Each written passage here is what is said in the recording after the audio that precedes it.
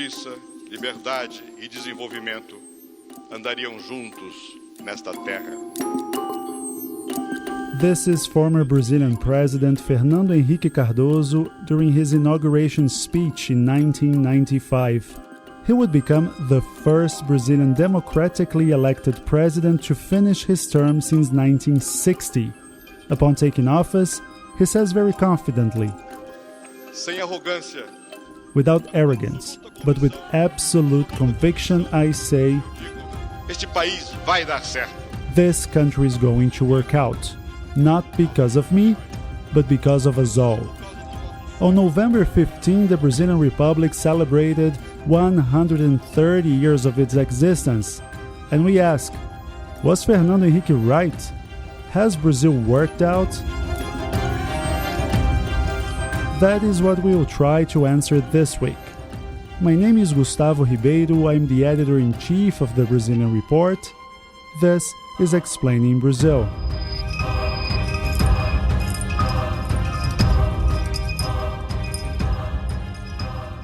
Brazil joined the Republican world late. Other Latin American countries abolished slavery and became more or less democratic republics after cutting ties with Spain. But when Brazil became independent from Portugal in 1822, it adopted instead a slave-based economic model and a monarchy as its system of government. A Portuguese monarchy, for that matter. By the end of the century, the military had grown disgruntled of the royal family and teamed up with the Republican movement to stage a coup and oust the emperor. Brazil was a whole different country back then. In 1889, there were only 14 million Brazilians, mostly men and children. Now Brazil has 210 million people, with women making up the majority of the population, which is also aging at a fast pace. Also, more and more Brazilians identify themselves as non-white, another major change in a country where the color of one's skin is so determining to a person's future. But all in all, Brazil has made many strides. And to discuss this subject, we got in touch with two experts to answer the question. 130 years on, what is the state of the Brazilian Union? We need to divide it in kind of three ways of thinking. This is Fernando Bizzaro, a PhD student in political science at Harvard's Department of Government. First, if you think of what it was supposed to be, I think Brazil has some of the ideas of those who were founding a Republican country 130 years ago were achieved, right? They were able to keep a country together that was large amidst several other similar countries that broke apart, right? And that was one of the critical issues of Brazil early on. Brazil developed in this period and became an international player in many ways that were envisioned by those who were trying to create first a new country of independence and then trying to make it a republic.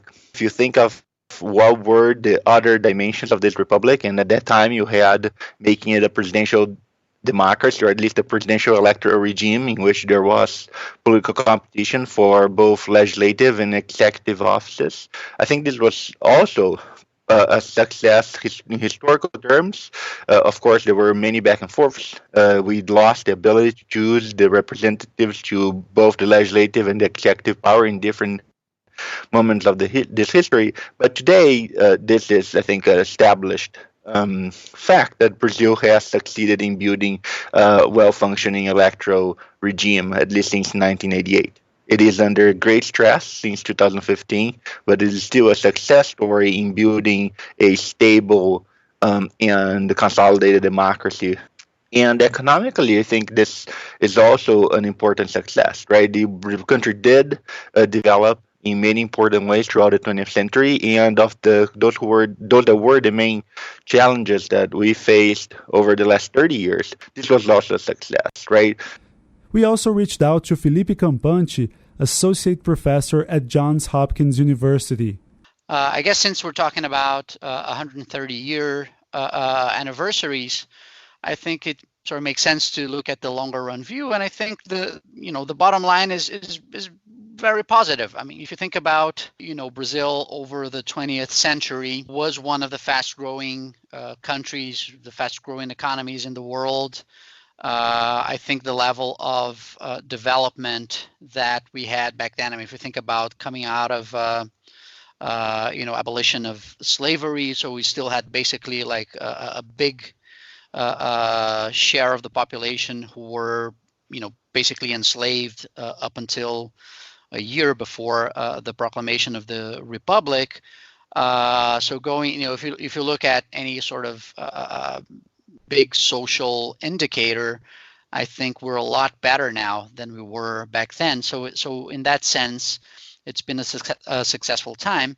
But I would say that if you just look at where Brazil was back then and where it is now, I think the 20th century was a positive century for Brazil, especially on the economic and sort of social side.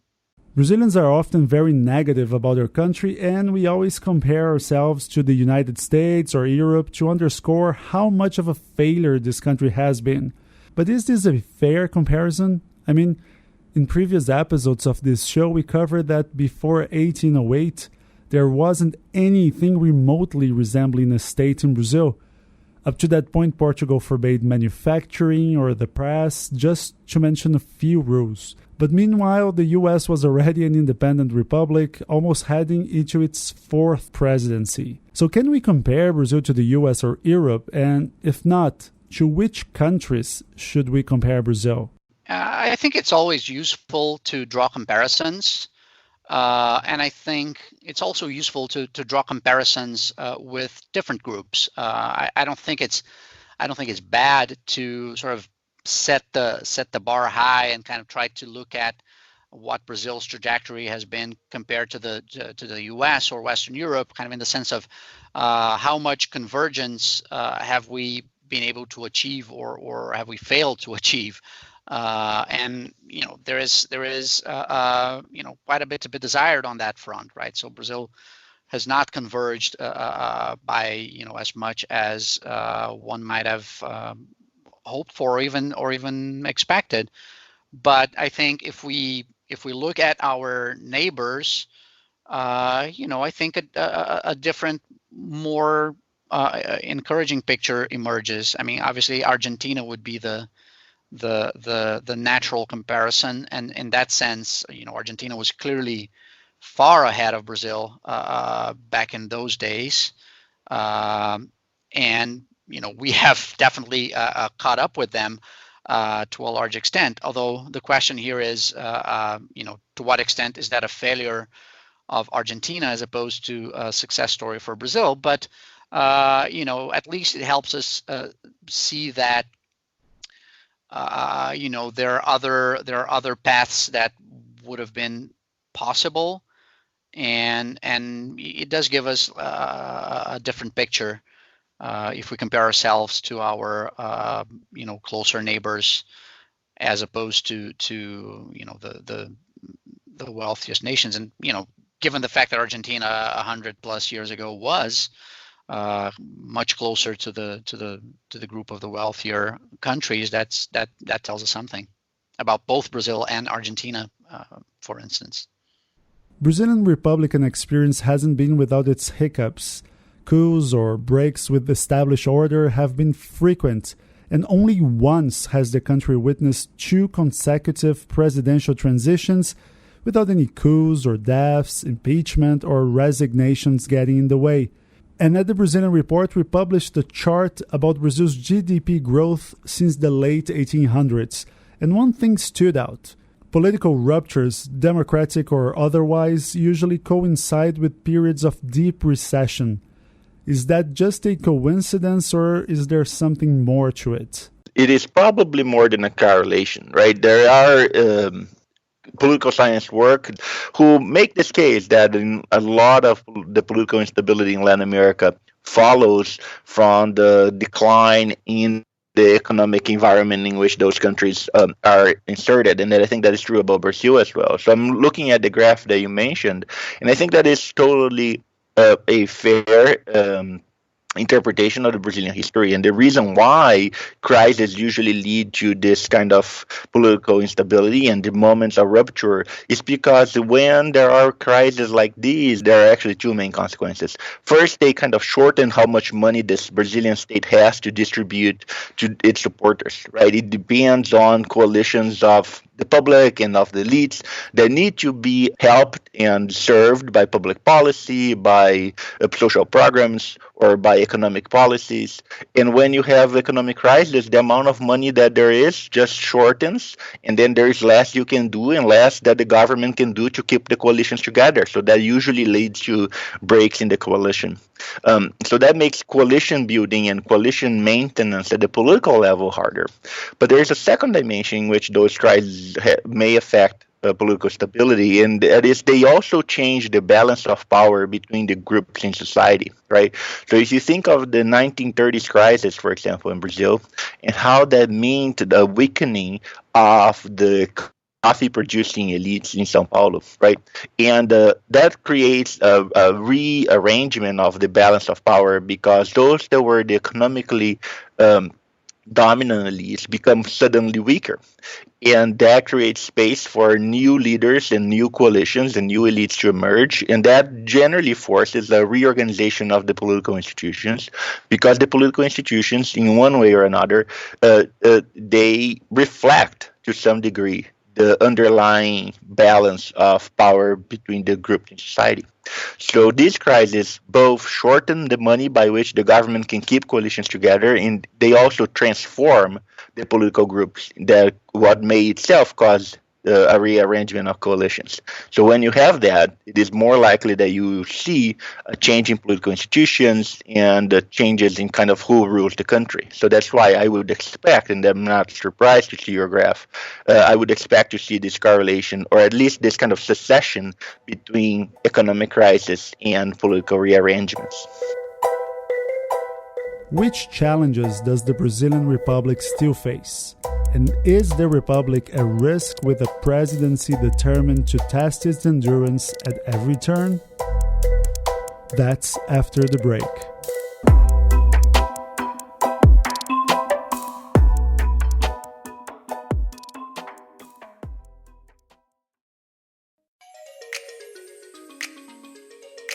Hi, my name is Lucas Berti and I work at the Brazilian Report. Do you like the Explaining Brazil podcast? Then please rate our show on whatever platform you may be listening to. And don't forget to share it with your friends and coworkers. Many people write us asking how they can support this show. The best way is by subscribing to the Brazilian Report, the journalistic engine behind this podcast. You can enjoy a 7-day free trial and subscription plans start at only $3.90 per month. That's cheaper than drinking 2 lattes a month at Starbucks. Go to Brazilian.report/subscribe.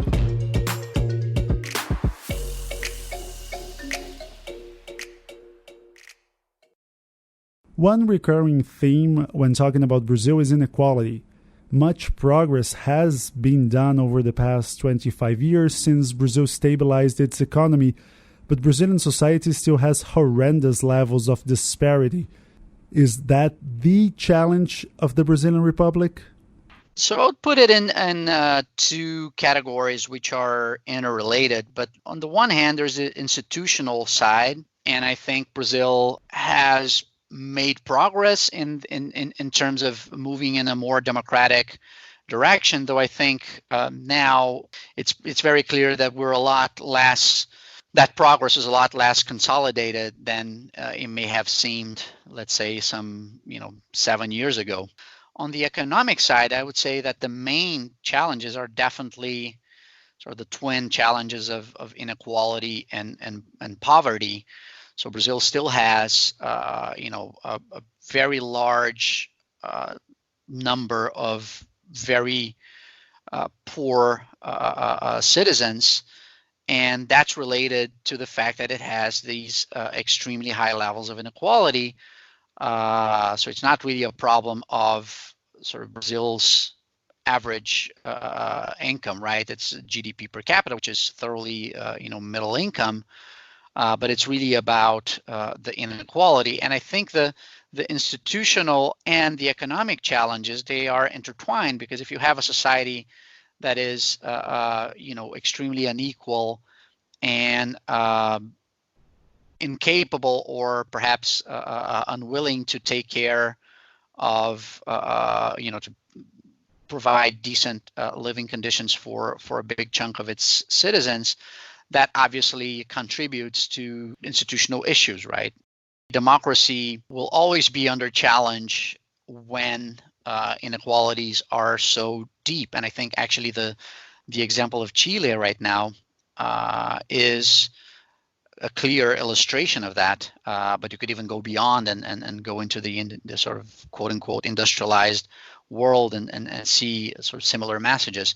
So I think there are these big challenges on the economic side. There's the challenge on the institutional side, and these are not disconnected. Fernando? I think inequality is definitely a very serious problem in Brazil, and it's definitely a very serious problem in Latin America. And it's one of the greatest challenges that the country faces in order to build a sustainable and well-functioning democracy, right? The fact that some people in society have just a lot more resources and therefore have a greater weight in defining public policy, for example, is something that contradicts the kind of democratic spirit of having everyone having the same weight in the political decisions, that is kind of structured around the idea that every person has one vote, and therefore they have the same weight. So inequality is definitely a major problem, and it has historically been a major problem.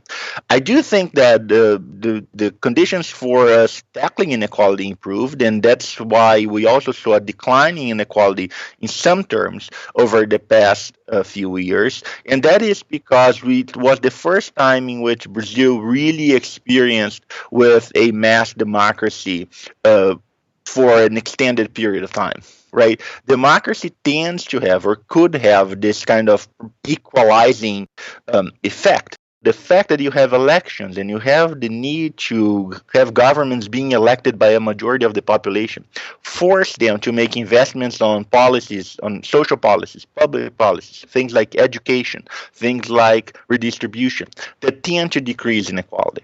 And Brazil is a democracy. Brazil remains a democracy since 1988. And because of that, it has been able to reshape some of its historically high levels of inequality, create policies that are reshaping the kind of social and economic structure of the country, not to the degree that some people might want, certainly not to the degree that I wanted, but still I think it's undeniable that the experience of democracy and the policies that were established, particularly after the return of direct elections in 1989. I think those they did have a positive effect because they did create the conditions for the adoption of economic and social policies that decreased inequality in the last 20 years. We can't let you guys go without talking about the gun-loving elephant in the room, President Jair Bolsonaro. He and his political clan seem determined to test the strength of Brazilian institutions almost on a daily basis.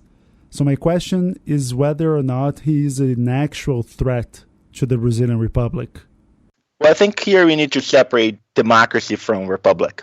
By republic, I mean the kind of the more traditional idea of the state being something that is separate from individuals, right? And it's kind of there is the public thing, the rest public.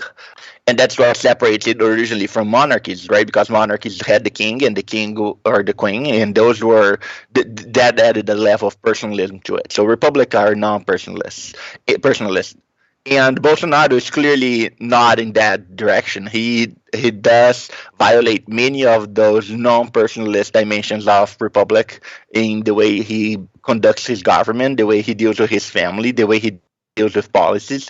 So I think he is a blow to the kind of republican principle that had guided Brazilian government for the previous 100 30 years to some degree.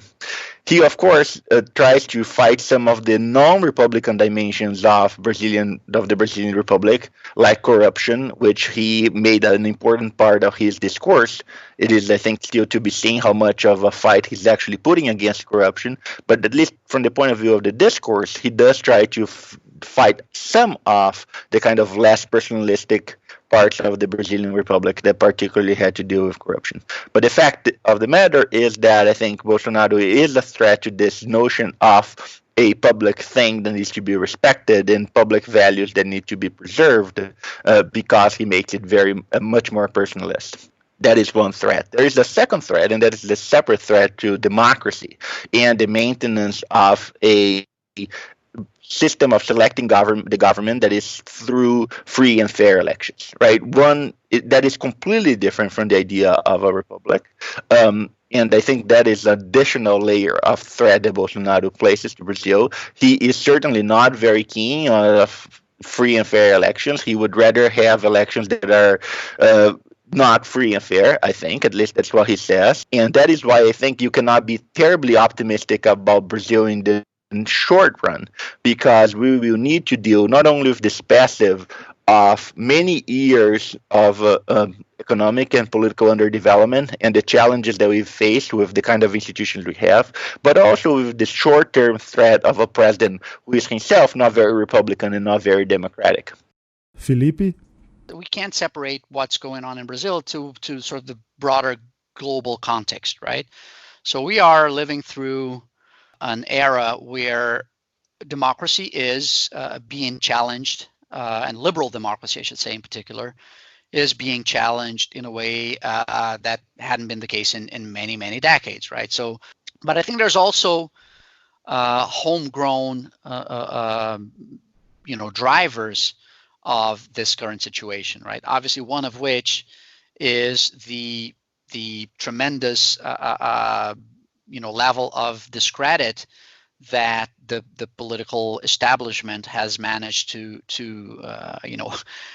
quote unquote achieve for itself, right? So I think the fact that the political establishment has failed to respond to a lot of the demands that society has posed, and has also been revealed to be to a pretty shocking extent kind of involved in rent-seeking and corruption and self-dealing. I think that's definitely something that challenges the legitimacy of the institutional, status quo.